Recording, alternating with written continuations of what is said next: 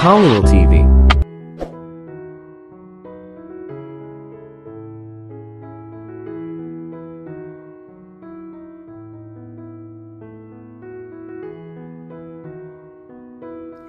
Mariing pinaglapat ni JD ang kanyang mga labi para hindi siya makapagkomento ng hindi maganda tungkol sa labing couple sa backseat.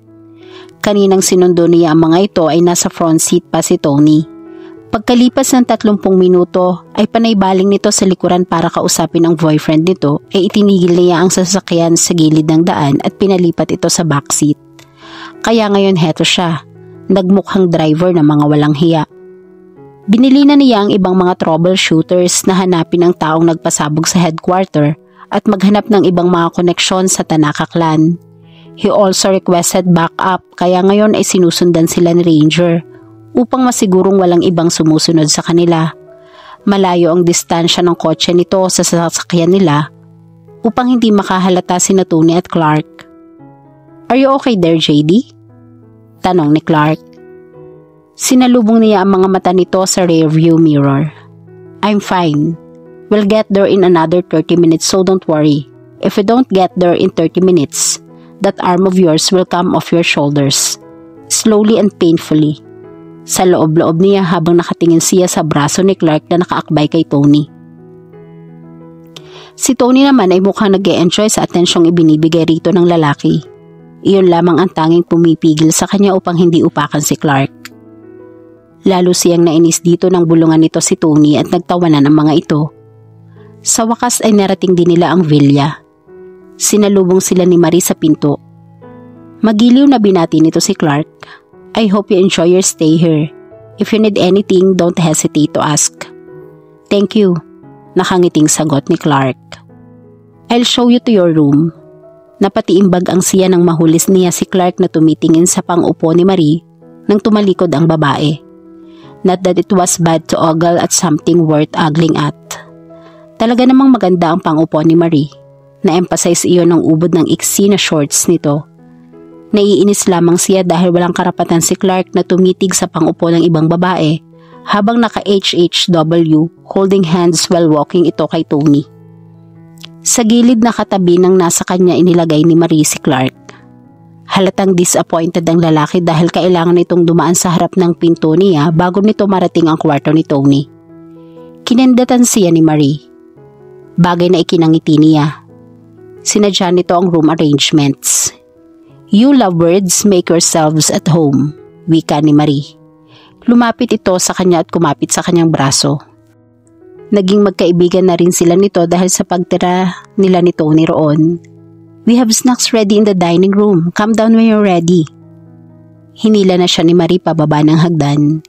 Hindi niya namalayang nagpapabigat pala siya kung hindi ito bumulong. "Hayaan mo sila. Sa palagay mo, mapipigilan mo sila kung talagang gusto nilang Don't even say it."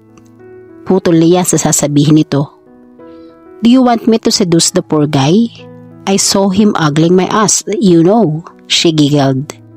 "And he's cuter than you." "I'll pretend I didn't hear that." Aniya, humalakhak ito.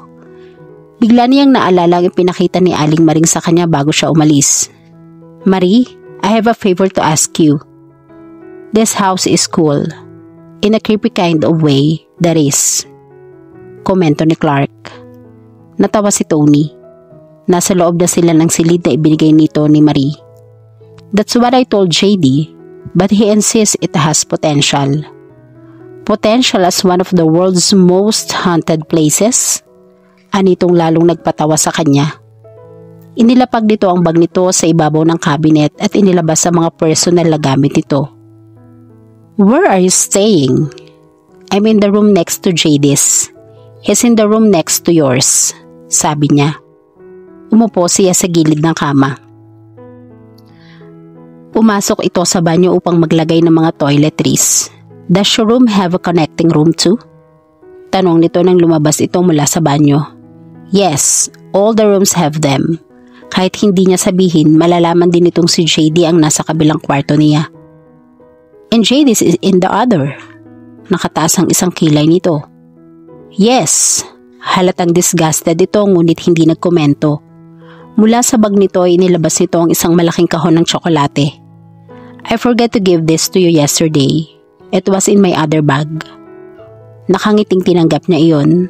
Thank you. Want to open it? He looked so expectant she could not say no. Iniangat niya ang cover ng pulang kahon at binuksan ng kulay rosas na papel. Sa loob niyon ay assorted chocolates at ganun din ang mga balot. May nakabalot sa gold foil, silver foil at black foil. Sa gitna ng lahat niyon ay may isang pahabang tsokolating nakabalot sa pulang foil na may nakapalibot na gold. Napatanga siya. Hindi gold ribbon ang nakapalibot sa pulang tsokolate kundi isang diamond ring.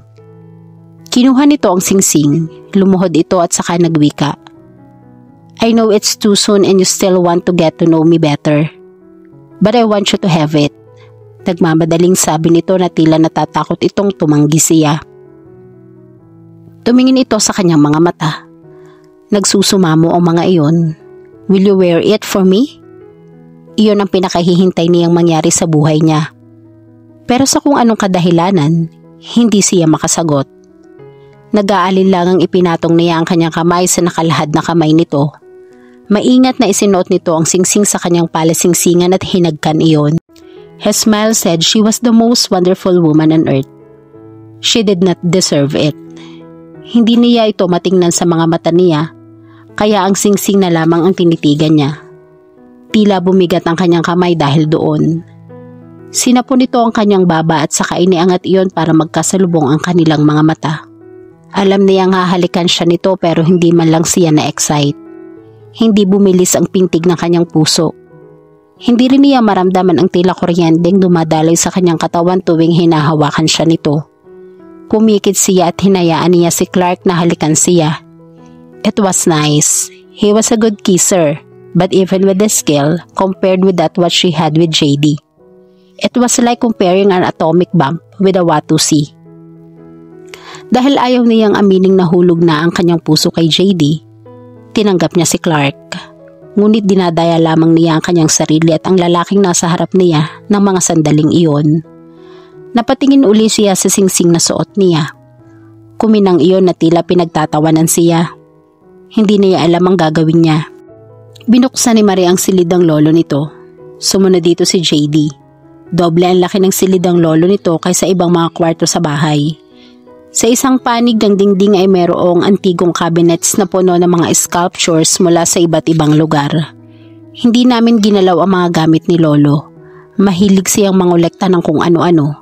Pinadaan nito ang kamay nito sa miniature cannon used in the early 14th century. May knight in full regalia na nakasakay sa kabayo at may ibang wooden model ships.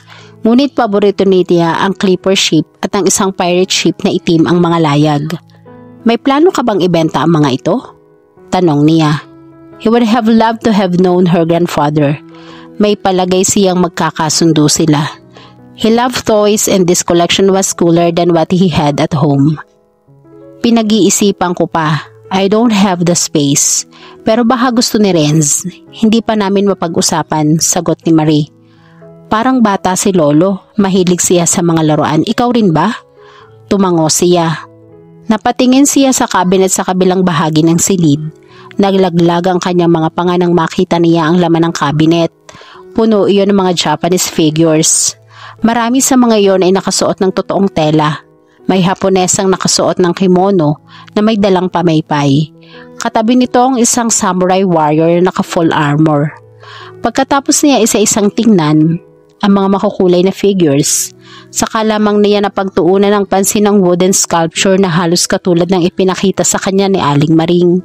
Doble ang laki niyon at mas detalyado ang pagkakagawa. Nahigit nito ni ang kanyang hininga nang marinig niya ang katok sa pinto ng banyo ngunit hindi siya nag-alinlangang sumagot.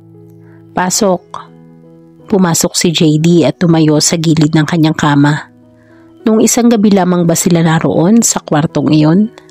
Pakiramdam niya ay napakatagal na niyon at nais niyang yakapin ito. Lalo na dahil sa ginawa nito para sa kanya ng nagdaang gabi. Nagtungo ito sa Pepes para masigurong maayos ang kalagayan nila. Blanko ang mukha nito ngunit alam niyang may nais sabihin ito. Kinabahan siya dahil alam niya kung tungkol saan iyon. What the hell are you thinking? Biglang sumbat nito. 2 araw pa lang siya rito. Nang mag-propose, tinanggap mo na agad? Matagal na kaming magnobyo. Sa internet pa lang, katwiran niya.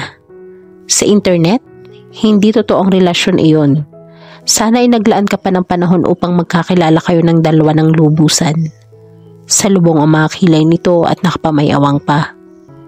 Umupo siya sa gilid ng kama. Panahon?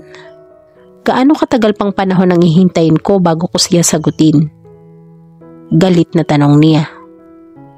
Mahigit 1 linggo lamang siya rito, pagkatapos noon babalik na siya sa Pakistan. Ilang taon na naman ang hihintayin ko. Kahit na 2 araw pa lamang siya rito, napakaiksing panahon nun, katwiran nito. Pinilit niyang maging mahinahon. Nauunawaan niya ito at alam niyang nais lamang nito ng kabutihan niya. Iyon din ang isang frustration niya. Pero ayaw niyang ituring siya nito na para siyang isang walang muwang na bata. She wanted him to treat her like a woman who could think and make decision for herself. Wala na akong panahon, JD. Kung palalagpasin ko pa siya, baka wala na akong pag-asa makahanap ng lalaking tatanggapin ako at ang sakit ko.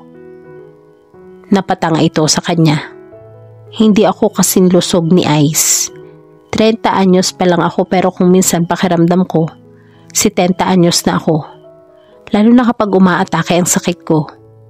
Huminga siya ng malalim.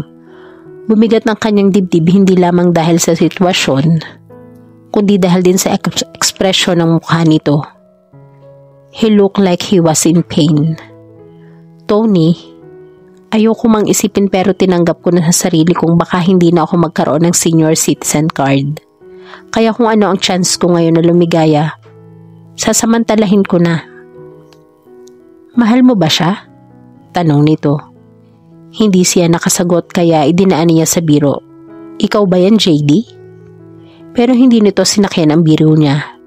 Nanatiling seryoso ang mukha nito. Huwag mong ibahin ang usapan. Kung hindi mo ako masagot, hindi mo siya mahal.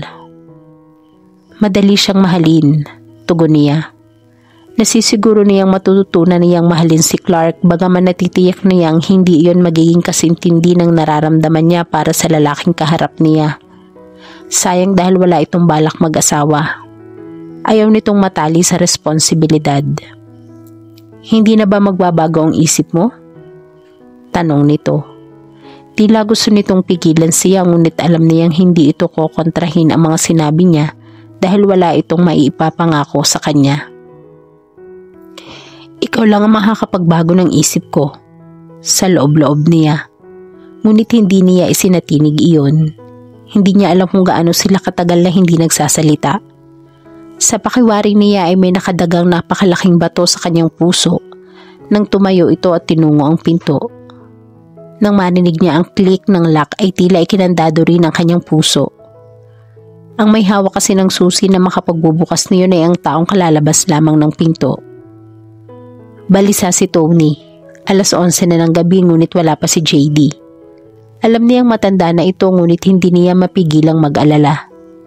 Nahihiya naman siyang magtanong kay Ice. Nang hindi na siya makatiis ay nagpadala siya ng text message. Dito para turuin kung alam nito kung nasaan si JD. Ngunit hindi raw nito nakita ang binata.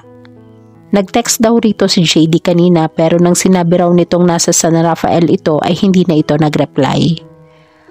1:00 ng madaling araw nang makarinig siya ng ugong ng sasakyan sa labas. Maingat na pumanaog siya ng hagdan upang pagbuksan ng pinto ang bagong dating. Kapag si JD iyon ay sisitahin niya ito. Ang binata nga na pagbuksan niya ng pinto. Saan ka galing?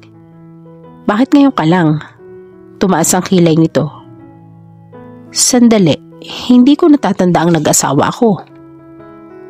Natabunan ng galit ang hiya niya. Mabuti sana kung bahay mo ito, Juan Diego, ni hindi ka man lang nagpasabi kung saan ka pupunta o kung anong oras ka babalik. Nilapitan siya nito. Nainis siya sa kanyang sarili dahil kahit galit siya ay bumilis pa rin ang pulso niya. Ngunit nagsalubong ang mga kilay niya nang mapunan niyang susuray-suray ito. Lasing ka ba? What do you think? his smile, that slow sexy smile that made her knees weak. Kasalanan mo to eh. Paninisi nito sa kanya. Kasalanan ko? Bakit? Shit, gumagalaw ang sahig. Sabi nito sa halip na sagutin ang tanong niya. Humawak ito sa silya kasabay ng pagsapon nito sa ulo nito. Napailing siya. He never got drunk. Kahit isang kahayatan ng Red Horse ang banata nito ay hindi nalalasing ito. Tumingin ito sa kanya. Ano nga uli ang tanong mo? Ewan ko sa'yo. Naalala ko na, alam mo bang sabi nila duwag daw ako? Langya, upakan ko sila at nang makita nila kung sino ang duwag. Umupo ito sa sofa at iniuna ng ulo sa headrest niyon. Pwede ba? Huwag kang galaw ng galaw. Kinagat niya ang ibabang labi para pigilan ang sarili sa pagtawa. Sinong uupakan mo? Sina Al Fox at Brandon. Mga gago sila eh. Ano bang klaseng kaibigan ng mga kaibigan mo at hinayaan ka magmaneho ng lasing? Si Alf ang nagmaneho. Nasaan na siya? Kay Ina. Sagot nito na lalong nagpalito sa kanya. Huwag mo nang hanapin, nandito naman ako eh. Ang mabuti pa matulog ka na. Bukas na tayo mag-usap. Napangiwi siya nang mapatingin siya rito. Noong naglalasing-lasingan ito ay nagawa niyang alalayan ito. Pero ngayong totoong lasing ito, kaya mo bang tumayo? Sure. Humawak ito sa armrest at itinukod ang isang braso sa sandalan at nagtangkang tumayo. Ngunit muling napaupo ito. Ngumiti ito. Umiikot kasi ang paligid. Kaya mo ba talaga? Oo naman. Inalalayan niya ito sa pagtayo. Inakbayan siya nito ngunit dumoble yata ang bigat nito dahil lasing ito. Parang nakainom silang dalawa nang maglakad sila. Sinubsob nito ang mukha nito sa kanyang buhok. Ang bait talaga ng labs ko. Muntik na niyang mabitawan ito dahil sa pagkagulat. Huwag mo akong malabs-labs at bibitawan kita. Banta niya.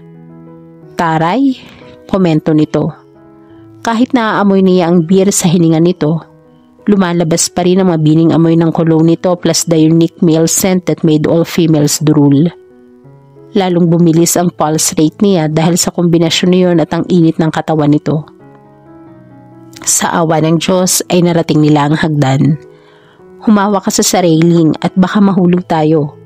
Huwag ka rin papigat at iiwan kita rito. Iiwan mo nga ako? Sasama ka sa gagong yun? Sumala ang paan nito. Mabuti lamang at nakahawak ito ng mabuti sa railing. Bisit na hagdan, sabi nito. Natawa siya. Kasalanan pa ng hagdan yun? Oo, sagot nito at natahimik. Matanong nga kita, ano ba talaga ang nakita mo sa lalaking yun? Minabuti niyang huwag sagutin ang tanong nito at baka makarry away siya at kung ano pa ang masabi niya. Hinihingal na siya nang marating nila ang silid nito. Walang ano-ano ay biglang pumihit ito at hinarap siya. Kinabig siya nito papalapit dito. Kapag kuwan ay tinitigan siya nito ng mataman sa mga mata. Huwag siya ang pipiliin mo. Akin ka na lang. Nalaglag ang mga panga niya. JD, ano ka ba? Dahil natatakot siyang may lumabas sa mga silid at madatnan sila roon. Pinapasok na ito at isinara ang pinto. Kinandado nito ang pinto kapag kuwan ay kinabig uli siya. Bakit ba ayaw mo sa akin? Alam mo bang minsan lang ako nagkagusto sa babae? Dinot-dot nito ang tungki ng kanyang ilong. Gusto kita. Napalunok siya. Kung gusto niya, kaya niyang kumawala rito ngunit ayaw ng kanyang katawan. She was almost pressed against him and she could almost feel him against her. Bakit gusto mo ako? Waring nag-isip ito. Kapag kuwan ay napakunot noo. Can't think. My mind isn't working. Napasinghap siya nang higitin siya nito palapit hanggang maglapat ang kanilang mga katawan. She felt him grow hard against her. Ngumitiit ko. That is one reason. Walang hiya ka talaga? Nagiinit ang mga pisnging sabi niya. Tinangka niyang kumala sa yakap nito ngunit sa halip na bitawan ay yumuko ito at maingat na hinalikan siya hanggang sa nanlambot ang kanyang mga tuhod. That's another. Bulong nito. Sakay din na itin nito ang noo sa kanyang noo. It makes me feel something here. Ipinatong nito ang kanyang kamay sa tapat ng dibdib nito. She could feel the steady beat, forceful beating of his heart. Pakiramdam niya ay nalusaw ang kanyang puso. Hinubad nito ang salamin nito at hinalikan uli siya sa mga labi. She could feel his erection pulsing against her and her body reacted to it. But in contrast to the blatant statement of his body was making, his kiss was slow and tender. Scary thing that? His voice was hoarse. Anong scary? Tanong niya. You. Bahagyang umiti ito. Hindi niya alam kung inaantok o nalulungkot ito. I have to let go. Duwag daw ako pero hindi lang nila ako maintindihan. He gave her one soft kiss on the lips and let go. She could feel the gaping void creep inside her chest. Anong hindi nila maintindihan? He swayed into the room and plopped onto the bed, legs hanging off the edge. Pumikit ito. Ang akala niya ay nakatulog na ito ngunit muling nagsalita ito. I can't lose my freedom. Lalong bumigat ang kanyang dibdib dahil alam niyang mas pipiliin ito na pakawalan siya kaysa ipagpalit ang kalayaang iyon. She was too much baggage to deal with. Nasisiguro niyang hindi nito maaalala ang mga pinagsasabi nito sa umaga. Kung maalala man ito, malamang na hindi lahat. Mabuti na nga siguro ang ganoon. Mas naging determinado rin siyang magpakasal kay Clark. Maingat na inalis niya sa mga kamay nito ang salamin nito. Umakma siyang tatayo ngunit nahagip nito ang galang-galangan niya. JD, don't go. He could hardly focus and he looked like he was about to pass out. Please. Nagsusumamo ang mga mata nito. His hand flexed and gently tugged at her wrist. Ni hindi nga yun matatawag na hila ngunit tila may sariling isip ang kanyang katawan. Umupo siya sa gilid ng kama nito. His lips curved in that sexy smile she couldn't seem to resist. Binitawan nito ang kanyang kamay at saka sinimulang hubarin ang t-shirt nito. Init. Reklamo nito at tinahagas ang t-shirt sa sahig. Nang dumapo ang mga kamay nito sa shorts nito ay napalunok siya. Dagling tumayo siya para paandarin ang electric fan sa paanan ng kama. Nang muli siyang tumingin dito ay naka-boxer shorts na lamang ito. Kahit sa dilim ay naaaninag niya ang katawan nito. Nakahiga na ito sa kama. Ang isang kamay nito ay nakapatong sa tiyan nitong mas impis pa kaysa sa kanyang tiyan, habang ang isa pang kamay nito ay nakapatong sa kama. It was her chance to walk away.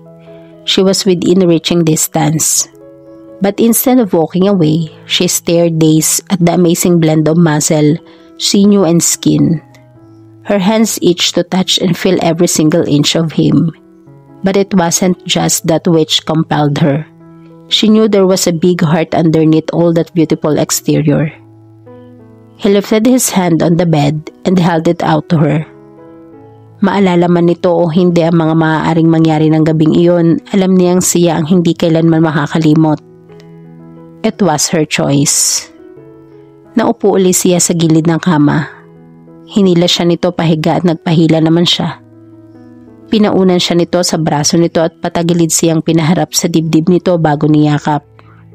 She was enveloped in his arms, his scent, his warmth. For the first time in her life, she felt contented, safe, and secure. Ipinatong niya ang kanyang kamay sa dibdib nito habang ang isang braso niya ay nakapatong sa tagiliran nito. Naramdaman niya ang mga labi nito sa kanyang noo. She could feel all the tension leave her with just that one kiss. Mine, bulong nito. She felt goosebumps all over upon hearing him say that one word. Tumingin siya rito at nakita na niyang iginupo na ito ng antok. Kahit tulog ay nakapulupot pa rin ang mga braso nito na animo walang balak ito na pakawalan siya. She buried her face against his chest and sighed as she listened to his even breathing and the steady beat of his heart. It was ironic that he could say mine without having the intention of claiming her. And even more so that she could not say the same to him even with knowing her heart was indeed his and only his forever.